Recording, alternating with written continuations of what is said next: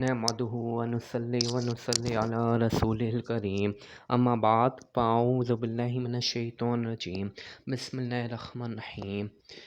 ربیع الاول کا مہینہ شروع ہوتے ہی کچھ لوگوں کے دل میں ایک وسوسہ پیدا ہوتا ہے کہ حضور صلی اللہ تعالیٰ علیہ وسلم کا 12 ربیع الاول کو ولادت کا دن ہے۔ اس پر علماء کرام کا اختلاف ہے، لیکن 12 ربیع الاول کو ہی حضور صلی اللہ تعالیٰ علیہ وسلم کا اس دنیا سے پردہ کر جانے کا دن ہے۔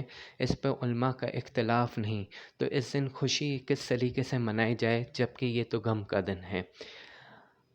اگر ہم اس سوال کو نوٹ کریں تو اس سوال کے 3 سے 4 حصے ہیں۔ ہم ایک ایک کر کے ہر حصے کا جواب سنتے چلے جاتے ہیں۔ جیسے پہلا حصہ ہے کہ حضور صلی اللہ تعالیٰ علیہ وسلم کی 12 ربیع الاول کو ولادت کا دن ہے، اس پہ کیا اختلاف ہے؟ تو بالکل یہ بات ہے کہ حضور کی ولادت کے دن پہ اختلاف ہے۔ بہت سے بزرگان دین نے لکھا ہے کہ حضور کی ولادت کا دن 2 ربیع الاول ہے، کچھ نے لکھا 8 ربیع الاول ہے، کچھ نے لکھا 12 ربیع الاول ہے، کچھ نے لکھا 17 ربیع الاول ہے، کچھ نے لکھا 18 یا 22 ربیع الاول ہے۔ اگر ہم یہ دیکھیں تو کافی بزرگان دین اور علماء کرام اس طرف ہیں کہ حضور کی ولادت کا دن 12 ربیع الاول ہی ہے۔ اس لیے مسلمان زیادہ تر 12 ربیع الاول کو ہی خوشی مناتے ہیں۔ لیکن سوال یہ ہے کہ اگر کوئی 8 ربیع الاول کو یا 2 ربیع الاول کو یا 22 ربیع الاول کو اگر میلاد شریف مناتا ہے، حضور کی پیدائش کا دن مناتا ہے، تو کیا وہ منا سکتا ہے؟ تو بالکل منا سکتا ہے۔ کسی بھی دن حضور کا ولادت کا دن منایا جا سکتا ہے۔ جیسے مسلمانوں میں یہ بات رائج ہے کہ وہ تو ہر روز، ہر دن، ہر جمعہ، جیسے جمعہ کی نماز کے فوراً بعد آپ یہ دیکھتے ہیں کہ حضور پہ صلاۃ و سلام بھیج کے حضور کا میلاد منایا جاتا ہے۔ صرف جمعے کو ہی نہیں، عید الفطر اور عید الاضحیٰ کے دن بھی عید کی نماز کے بعد مسلمان حضور پر صلاۃ و سلام پڑھ کر حضور کی میلاد مناتے ہیں، حضور کی ولادت کا دن مناتے ہیں۔ تو اس طریقے سے وہ خوشیاں مناتے ہیں، حضور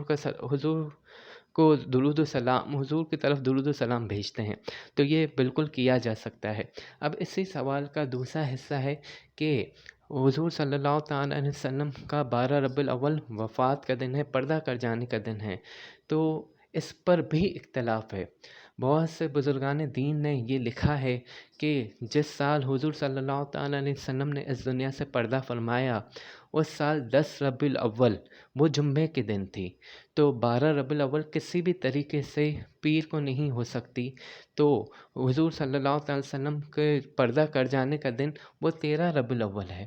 تو یہاں پر بھی اختلاف ہے۔ لیکن اگر ہم اس بات کو مان بھی لیں، اگر اس بات کو مان لیتے ہیں کہ کچھ بزرگان دین نے لکھا ہے کہ حضور کی پردہ کر جانے کا دن 12 ربیع الاول ہی ہے، تو اب اسی سوال کا تیسرا حصہ ہے کہ یہ تو پھر غم کا دن ہوا۔ دیکھیں، یہ بات تو مسلمانوں میں یہ ہماری شریعت کے مطابق ہیں کہ ہم غم صرف 3 دن ہی منا سکتے ہیں، اس سے زیادہ غم نہیں منایا جا سکتا۔ اگر آپ نوٹ کریں تو کسی بھی مسلمان کا انتقال ہوتا ہے تو وہ صرف اس کا غم 3 دن ہی منا سکتے ہیں، اسی بات کی شریعت اجازت دیتی ہے۔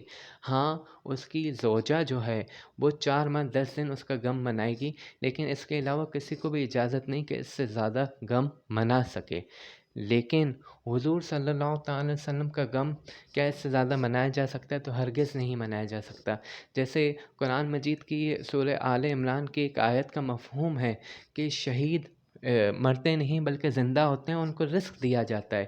تو جب شہید، ہمارے نبی نے ہمیں یہ شہادت کا شوق ہمارے دل میں پیدا کیا، ہمارے نبی نے یہ شوق ہمارے دل میں پیدا کیا، اور جو شہید ہو جاتے ہیں ان کو رزق دیا جاتا ہے قبروں میں، وہ زندہ ہیں، تو ہمارے نبی قبر میں جا کے کیسے ختم ہو سکتے ہیں؟ یہ ممکن نہیں ہے۔ تو اس دن غم نہیں منایا جا سکتا، بلکہ حضور صلی اللہ تعالی وسلم کی میلاد کسی بھی دن منائی جاتی ہے۔ اگر مسلمان 12 ربیع الاول کو جمع ہو کر حضور کی میلاد مناتے ہیں، حضور کی یاد میں درود و سلام پڑھتے ہیں، تو اس میں کوئی مذائقہ نہیں۔ وآخر دعوانا ان الحمد للہ رب العالمین۔